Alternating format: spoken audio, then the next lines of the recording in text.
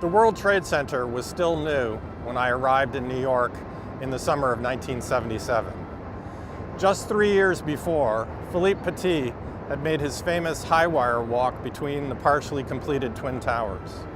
I was a student then, and I made photographs all over Lower Manhattan, many that included the Twin Towers.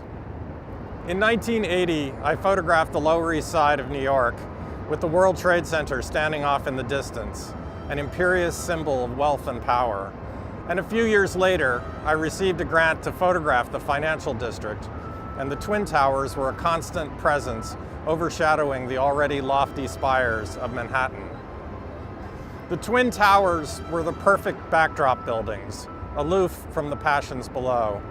And from afar, they often appeared slightly out of focus, to be dematerializing into the sky, an optical effect caused by the steel pinstripes of the tower's skin.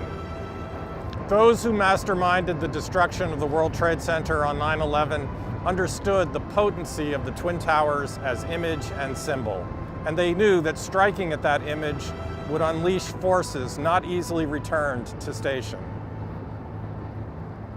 I began collecting images of the Twin Towers as I moved around the city with my camera, murals, posters, and memorials.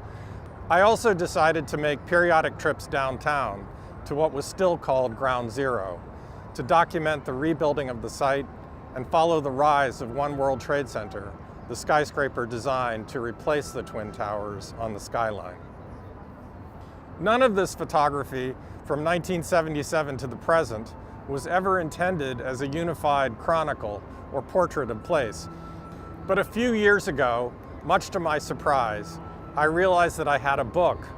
I could tell the epic story of the World Trade Center through the pictures I had accumulated over the years. WTC is a book about the Twin Towers, their presence and absence, and the rebuilding of the city after September 11th. It is also a tribute to New Yorkers and all who carry a piece of this great city with them. It is a book that commemorates rather than exploits, a book that preserves memories both painful and hopeful, and celebrates, however cautiously, the resilience of this city in the face of adversity. I need your support in telling this story, in making this book happen. It is our city, our story. Please make it possible. Thank you.